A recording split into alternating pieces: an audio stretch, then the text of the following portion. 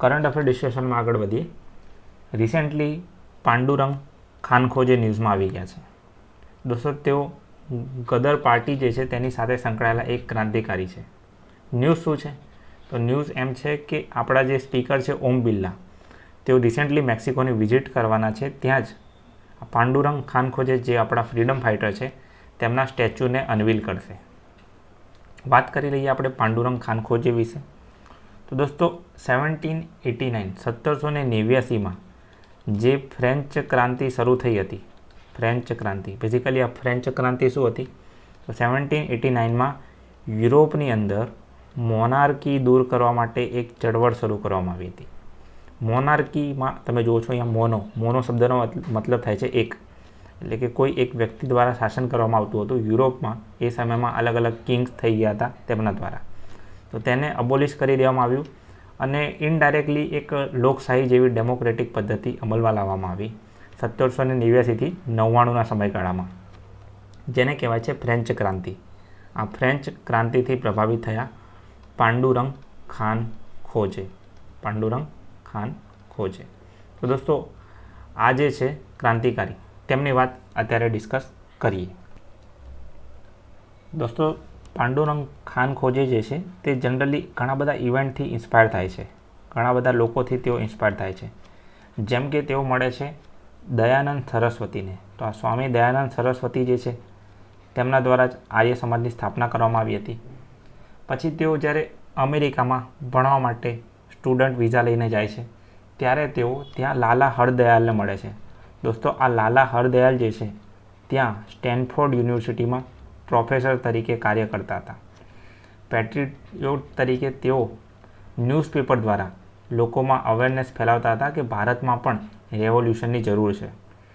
અને આ લાલા હરદયાલ દ્વારા જ આગળ જતાં ગદર પાર્ટીના બીજ રોપવામાં આવે છે અને તેના one of the founding member જે છે પાંડુરંગ ખાનખોજે પણ હોય છે.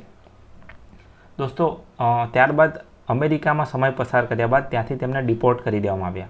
તેમને યુરોપમાં સ્થાન ન મળતા તેઓ આગળ જતાં મેક્સિકોમાં સ્ટેબલ થયા અને મેક્સિકોમાં તેઓ એક એગ્રીકલ્ચર સાયન્ટિસ્ટ તરીકે કાર્યરત રહ્યા. તેમને ઘણું બધું જેમ કે કોર્ન, વ્હીટ, પેડી, રાઈસ, સીરલ, અલગ અલગ ક્રોપ ઉપર ઘણું બધું રિસર્ચ કર્યું. હવે તમને એક અગત્યની માહિતી અહીંયા જાણવા મળશે. શું? તો તેમને મેક્સિકોની અંદર એ સમયે જે ગ્રીન રેવોલ્યુશન થયું, હરિત ક્રાંતિ થઈ, તેમાં તેમને ઘણો બધો ફાળો આપ્યો. ઇવન તેમનું જે એક વિઝન હતું કે આ સેમ વસ્તુ ઇન્ડિયામાં બને, તે પણ પાછળથી ઇન્ડિયામાં પોસિબલ બની. કેવી રીતે? તો એવું કહેવાય છે કે ગ્રીન રેવોલ્યુશન જે છે, ગ્રીન રેવોલ્યુશનના ફાધર નોર્મન બોર્લો દ્વારા લાવવામાં આવ્યું હતું. તેમણે શું કર્યું હતું? તો જે ઘઉં હતા, વીટ હતા, તેની હાઈ yielded વેરાયટી તૈયાર કરી. ખૂબ જ વધારે પાક મળતો હતો ઘઉંનો અને આ હાઈ yielded વેરાયટીવાળા સીડ જે છે ઇન્ડિયામાં પણ પાછળથી ટ્રાન્સફર કરવામાં આવ્યા, જેના કારણે ભારતમાં પણ હરિત ક્રાંતિ આવી. ભારતમાં હરિત ક્રાંતિના પિતા તરીકે કોને ઓળખવામાં આવે છે? જરૂરથી કમેન્ટમાં વિડીયો પોઝ કરીને જણાવો. દોસ્તો, ગદર પાર્ટી જે છે તેની સ્થાપના 1913માં થઈ હતી અને અગત્યની વાત એ છે કે તેનું હેડક્વાર્ટર જે છે સેન ફ્રાન્સિસ્કો ખાતે આવેલું છે. વન ઓફ ધ તેના ફાઉન્ડિંગ મેમ્બર જે છે તે સોહન સી ભાખરા પણ છે. તો આ ગદર પાર્ટીના 3 સ્ટેટમેન્ટ પણ ખાસ યાદ રાખો.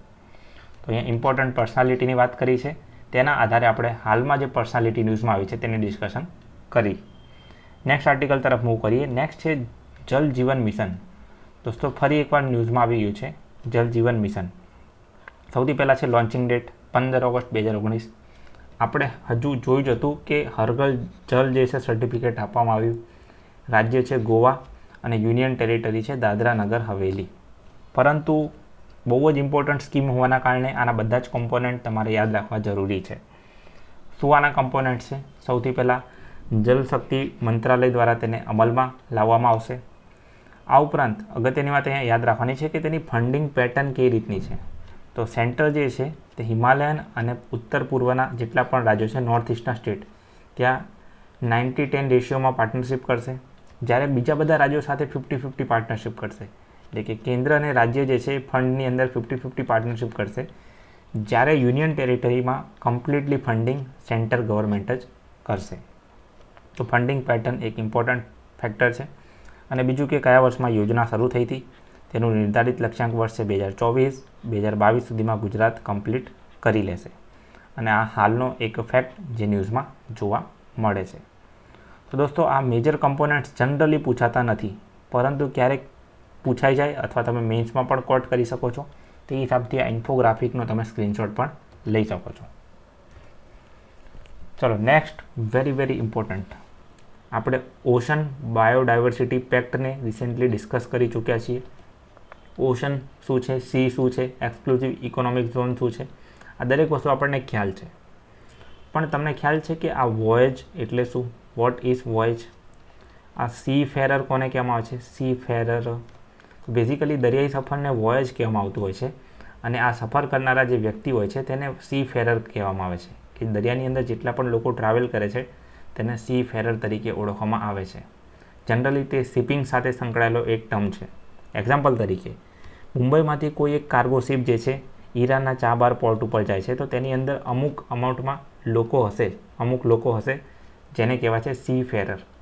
આ વ્યક્તિઓ જે છે નાના મોટા મેન્ટેનન્સ અને તેને લગતા રેગ્યુલેશનના કામો સાથે તે કામ પૂર્ણ કરીને તે પાછા આવી જશે, જેને કહેવાય છે સી ફેરર. તો ન્યૂઝ શું છે? તો ન્યૂઝ એ છે કે ભારતે રિસેન્ટલી ઈરાન જોડે MOU કરી લીધા છે. શેના રિગાર્ડિંગ? તો રિગાર્ડિંગ છે સી ફેરર બાબતે. જનરલી એવું બનતું હોય છે કે કોઈ પણ દેશ અન્ય દેશમાં ટ્રેસપાસ કરી શકે છે. કઈ રીતે? દરિયાઈ એટલે કે કોસ્ટલ માર્ગે. આ રીતે સી ફેરર અથવા અન્ય કોઈ વ્યક્તિ અથવા કોઈ ઓબ્જેક્ટને ટ્રેસપાસિંગ કરાવીને. પરંતુ જ્યારે બે દેશ વચ્ચે આ રીતે MOU કરવામાં આવે છે ત્યારે ટ્રેડ એકદમ સ્મૂથ બની જાય છે. આપણે સમજીએ કે આ સી ફેરર જે છે તેના માટે વિશ્વમાં કોઈ સંધિ છે કે નહીં. દોસ્તો, યુનાઇટેડ નેશન અંતર્ગત એક અગત્યની સંસ્થા છે જેનું નામ છે ઇન્ટરનેશનલ મેરીટાઈમ ઓર્ગેનાઇઝેશન. આ ઇન્ટરનેશનલ મેરીટાઈમ ઓર્ગેનાઇઝેશન અંતર્ગત 1978માં સી ફેરર માટે સંધિ કરી દેવામાં આવી કે આ રીતના કોઈપણ દેશ એકબીજા સાથે સી ફેરર માટે કન્વેન્શન ટ્રીટી કરાર કરી શકશે અને ટ્રેડનું મૂવમેન્ટ એકદમ સ્મૂથલી કરી શકશે. ઇવન 1995માં તેમાં ઘણા બધા ચેન્જીસ પણ કરવામાં આવ્યા છે. તો દોસ્તો, એક ટ્રીટી અસ્તિત્વમાં છે જેને કહેવાય છે seafarer treaty, international maritime organisation સાથે સંકળાયેલી. આ ઇન્ટરનેશનલ મેરીટાઈમ ઓર્ગેનાઇઝેશન જે છે તેનું હેડક્વાર્ટર ક્યાં આવેલું છે? તો તેનું હેડક્વાર્ટર લંડન, યુનાઇટેડ કિંગડમ ખાતે આવેલું છે. ભારત કયા વર્ષમાં જોડાયું હતું? તો ભારત જે છે તે 1959માં જોડાયું હતું. દોસ્તો, આ તો થઈ ગયું સી ફેરર. બીજી એક ટ્રીટી છે જેનું નામ છે હોંગકોંગ કન્વેન્શન. તો આ હોંગકોંગ કન્વેન્શન અથવા હોંગકોંગ સંધિ કોને કહેવામાં આવે છે? તો હોંગકોંગ કન્વેન્શન અંતર્ગત શિપનું રિસાયકલિંગ ફરજિયાત બનાવી દેવામાં આવ્યું છે. એટલે કે એવા કોઈ પણ શિપ કે જે દરિયાની અંદર પોલ્યુશન ફેલાવતા હોય, મરીન ઇકોસિસ્ટમને નુકસાન પહોંચાડતા હોય, તેને હવે ઓપરેશનલ ના રાખીને તેને રિસાયકલ કરી દેવું જોઈએ. ઇન્ડિયાની અંદર શિપ રિસાયકલ ઇન્ડસ્ટ્રી ખૂબ જ મોટી છે અને સરકાર તેને બહુ સારી રીતે રેગ્યુલેટ કરી રહી છે. તો આ થઈ ગયું હોંગકોંગ કન્વેન્શન. અને જો દરિયામાં કોઈ શિપ પોલ્યુશન ફેલાવતું હશે તો તેના પર પણ ઘણી બધી પેનલ્ટી લાગશે. કારણ કે એક બીજું કન્વેન્શન છે જેનું નામ છે માર્પોલ. તો માર્પોલ જે છે રેગ્યુલેટ કરે છે એવા કોઈ પણ શિપને કે જે દરિયાની અંદર પોલ્યુશન ફેલાવે છે. ઇવન મેરીટાઈમ ઓર્ગેનાઇઝેશન અંતર્ગત માર્પોલ આવે છે અને માર્પોલ માટે સલ્ફર લિમિટ જે છે તે ફિક્સ કરી દેવામાં આવી છે. કેટલી? તો સલ્ફર લિમિટ ફિક્સ કરી દેવામાં આવી છે 3.5%. કે આનાથી વધારે સલ્ફરનું ઉત્સર્જન કોઈપણ શિપ દરિયામાં કરશે નહીં. આ તો વાત થઈ ગઈ હોંગકોંગ કન્વેન્શન, માર્પોલ કન્વેન્શન, એક આંતરરાષ્ટ્રીય સંસ્થા IMOની. પરંતુ આપણે આ MOU કેમ ઈરાન સાથે કર્યા? મેં તમને પ્રશ્ન પૂછ્યો વાય. તો સૌથી પહેલું રીઝન છે ચાબહાર પોર્ટ. આપણે ગ્વાદર પોર્ટ કે જે પાકિસ્તાનમાં આવેલું છે તેને આપણે બાયપાસ કરીને ચાબાર પોર્ટ પહોંચી જઈશું. મિડલ ઇસ્ટ સુધી પહોંચવાનો રસ્તો ઓપન થઈ જશે. ઇવન અફઘાનિસ્તાન સાથે ટ્રેડ પણ પોસિબલ થઈ જશે પાકિસ્તાનને બાયપાસ કરીને. તો આ થઈ ગયું રીઝન નંબર 1. રીઝન નંબર 2 શું છે? રીઝન નંબર 2 છે INSTC કોરિડોર ઓલમોસ્ટ રેડી છે. રિસેન્ટલી રશિયાએ પણ તેનો યુઝ કરી લીધો છે અને ઇન્ડિયા ડેસ્પરેટલી આ MOU દ્વારા દર્શાવવા જઈ રહ્યું છે કે તે પણ INSTCનો ફ્યુચરમાં ખૂબ જ યુઝ કરશે. નેક્સ્ટ મૂવ કરીએ છીએ એક ટોપિક તરફ, આ ટોપિકને આપણે કહીશું રાઇટ ટુ વર્ક. હવે દોસ્તો રાઇટ ટુ વર્કનો કોન્સેપ્ટ શું કહે છે? કામ કરવાનો અધિકાર. આપણે ફ્રીડમ ઓફ એક્સપ્રેશન અને સ્પીચ માટે સલમાન રશ્દીવાળો ટોપિક ડિસ્કસ કરી ચૂક્યા હતા. અહીંયા કીધું છે કે રાઇટ ટુ વર્ક. તો દોસ્તો રાઇટ ટુ વર્ક અંતર્ગત સરકાર દ્વારા મનરેગા યોજના શરૂ કરવામાં આવી છે. જનરલી એક્ઝામમાં ફૂલ ફોર્મ પૂછવામાં આવતું હોતું નથી. પૂછવામાં આવે છે કે કયા વર્ષમાં અધિનિયમ આવ્યો હતો. તો આ મનરેગા જે છે ન્યૂઝમાં એટલે છે કારણ કે તેની અંદર પેન્ડન્સી જોવા મળી રહી છે. પેન્ડન્સી છે નહીં, તો આ જેટલા પણ વર્કર્સ જે છે આ વર્કર્સને આપવામાં આવે છે વેજ. વેજને આપણે આપણી નેટિવ લેંગ્વેજમાં કહીએ છીએ કે એક દિવસની દાડી. તો અલગ અલગ રાજ્યોમાં અલગ અલગ દાડી આપવામાં આવતી હોય છે. અલગ અલગ દિવસનું અલગ અલગ કામ હોય છે. તો એની અંદર ઘણો બધો ડિલે જોવા મળી રહ્યો છે, પેન્ડન્સી જોવા મળી રહી છે. આ મનરેગા યોજના શું કહે છે? તો મનરેગા યોજના એવું કહે છે કે કોઈપણ વ્યક્તિ પોતાની એપ્લિકેશન રજૂ કરે છે મનરેગા યોજનામાં, તો 15 દિવસમાં તેને કામ આપી દેવામાં આવશે. જો તેને કામ આપવામાં ન આવે અથવા કામ અવેલેબલ ન હોય તો તેને અલાઉન્સ પણ આપવામાં આવશે. એટલે કે અમુક અમાઉન્ટ ઓફ મની જે છે તેને એમને અલોકેટ કરવામાં આવશે આ યોજના અંતર્ગત. કેમ આ અલાઉન્સ આપવામાં આવે છે? કારણ કે તે રાઇટ ટુ વર્ક એટલે કે કામ કરવાનો અધિકાર ધરાવે છે. બીજી અગત્યની વાત એ છે કે જે તેના કામ કરવાના દિવસો છે તે ફિક્સ 100 હતા. હા, અમુક દુકાળવાળા વિસ્તારોમાં 150 છે, એ એક્સેપ્શનલ કેસ છે. પરંતુ કામ કરવાના દિવસો જે છે ઘણી બધી કમિટીએ કીધું કે તેને વધારીને 150 કરી દેવા જોઈએ. તો હવે આ ભલામણ હવે સ્વીકારી લેવામાં આવશે. 150 દિવસ સુધીનું કામ સરકાર કોઈ એક યરમાં પૂરું પાડશે. આ ઇમેજમાં તમે ધ્યાનથી જુઓ ત્યારે તમને ખ્યાલ આવશે કે ઉપર જે આ ક્લાઉડ છે તેની અંદરથી અચાનક જ ઘણું બધું પાણી એકસાથે નીકળી રહ્યું છે. તો આ ઇન્ટેન્સિવ રેનફોલનું કારણ શું છે? આ ઇન્ટેન્સિવ રેનફોલ જે થઈ રહ્યો છે તેને કહેવાય છે ક્લાઉડ બસ્ટ. આ ક્લાઉડ બસ્ટ જે છે રિસેન્ટલી ઇન્ટેન્સિટી વધી રહી છે. એટલે કે ઘણી બધી વાર હિમાચલ સ્ટેટમાં, હિમાલયન સ્ટેટ્સમાં તે જોવા મળી રહ્યું છે. તો આ ક્લાઉડ બસ્ટ થવાનું કારણ શું છે? શું આપણે આ ક્લાઉડ બસ્ટને પ્રિડિક્ટ કરી શકીએ છીએ? અને આ જે છે વારંવાર કેમ હિમાલયન સ્ટેટમાં જ જોવા મળે છે? તો દોસ્તો ક્લાઉડ બસ્ટ જે છે તેને આપણે નેટિવ લેંગ્વેજમાં કહીએ છીએ વાદળનું ફાટવું. તો એકચ્યુઅલીમાં બને છે એવું કે અમુક વિસ્તારમાં અમુક સમયમાં ઘણો બધો વરસાદ પડી જાય છે. અહીંયા તમે જોઈ શકો છો કે અમુક પર્ટિક્યુલર હાઇટ પરથી જ્યારે વાદળો ક્લિમ્બ ના કરી શકે, ઉપર ના ઉઠી શકે, તો આ બધા વિસ્તારની અંદર ખૂબ જ વરસાદ પડે છે. આ વરસાદની અંદર ઘણીવાર ક્લાઉડ બસ્ટ જોવા મળે છે. એટલે કે અચાનક જ પ્રેસિપિટેશન જે છે 2x ડબલ થઈ જાય છે, ઘણો બધો વરસાદ થઈ જાય છે. તો રિસેન્ટલી હિમાચલ પ્રદેશ અને ઉત્તરાખંડમાં ક્લાઉડ બસ્ટની ઘટનાઓ વધી રહી છે તેવું એક અહેવાલમાં સજેસ્ટ કરવામાં આવ્યું છે. તો જસ્ટ તમારે યાદ રાખવાનું છે કે ક્લાઉડ બસ્ટને આપણે પ્રિડિક્ટ ના કરી શકીએ. હા, બટ આપણે ધ્યાન રાખી શકીએ જ્યારે ઇન્ડિયન મેટ્રોલોજીકલ ડિપાર્ટમેન્ટ દ્વારા હેવી રેનની વોર્નિંગ પબ્લિશ કરવામાં આવે ત્યારે. ઇવન આ જે ઇફેક્ટ છે તેને કહેવાય છે ઓરોગ્રાફિક ઇફેક્ટ. ઓરોગ્રાફિક ઇફેક્ટ આને ઓળખવામાં આવે છે. મુખ્યત્વે તે ક્યાં જોવા મળે છે? તો મુખ્યત્વે તે પર્વતીય વિસ્તારો જે હિલી એરિયાઝ છે એવા વિસ્તારોમાં તે જોવા મળે છે, જેમ કે હિમાલયન સ્ટેટ. તો આ અમુક ફેક્ટ જે છે ક્લાઉડ બસ્ટના જે રિસેન્ટલી ન્યૂઝમાં જોવા મળે છે તેની આપણે ડિસ્કશન કરી. આ ઉપરાંત તમે સ્ટેટિક ટોપિકને વાંચી શકો છો, અલ નીનો અને વેસ્ટર્ન ડિસ્ટર્બન્સ. અને આપણે ઓલરેડી ડિસ્કસ કરી ચૂક્યા હતા અલ નીનો અને વેસ્ટર્ન ડિસ્ટર્બન્સ. Next is નાલસા. દોસ્તો નાલસા ફરી એકવાર સમાચારમાં આવી ગયું છે. એક અગત્યની સંસ્થા છે નાલસા. આપણા બંધારણની અંદર પણ એન્શ્યોર કરવામાં આવ્યું છે કે ફ્રી લીગલ એડ પ્રોવાઈડ કરવામાં આવશે. એટલે કે મફતમાં કાનૂની સહાય અને સલાહ જે છે તે પ્રોવાઈડ કરવામાં આવશે. તેના ભાગરૂપે નાલસા અસ્તિત્વમાં આવી. કયા વર્ષમાં? 1987માં, 1987માં. અધિનિયમનું નામ છે લીગલ સર્વિસ ઓથોરિટીઝ એક્ટ 1987. આ એક 4 ટાયર ડિસેન્ટ્રલાઇઝ સ્ટ્રક્ચર છે. નાલસાના તમામ ફંક્શન અથવા ઓબ્જેક્ટિવ અહીંયા દર્શાવવામાં આવ્યા છે. ન્યૂઝમાં એટલે છે કારણ કે રિસેન્ટલી LADCS નામક ઇનિશિયેટિવ સ્ટાર્ટ કર્યો, જે અંતર્ગત ફૂલ ટાઈમ લોયર જે છે હવે કાનૂની સહાય આપશે.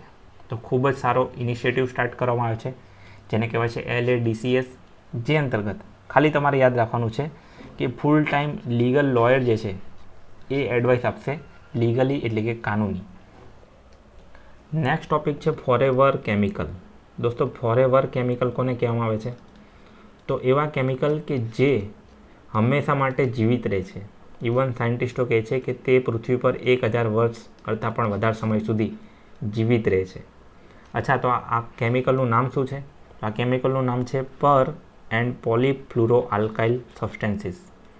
આ પોલીફ્લુરોઇલ આલ્કાઇલ સબસ્ટેન્સીસ જે છે તે મુખ્યત્વે નોનસ્ટિક વાસણો, વિવિધ કેમિકલો અને ફૂડ અને વોટર કે જે ખાવા કન્ઝમ્પશન લાયક ન હોય, આ તમામ જગ્યાએ તે જોવા મળે છે.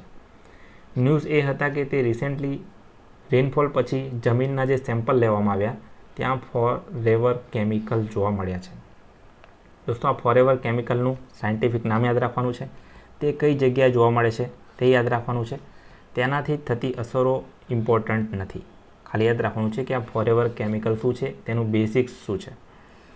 તો ફોરએવર કેમિકલની વાત આપણે કરી લીધી જે રિસેન્ટલી ન્યૂઝમાં હતા, રાઈટ. આગળ વાત કરીએ.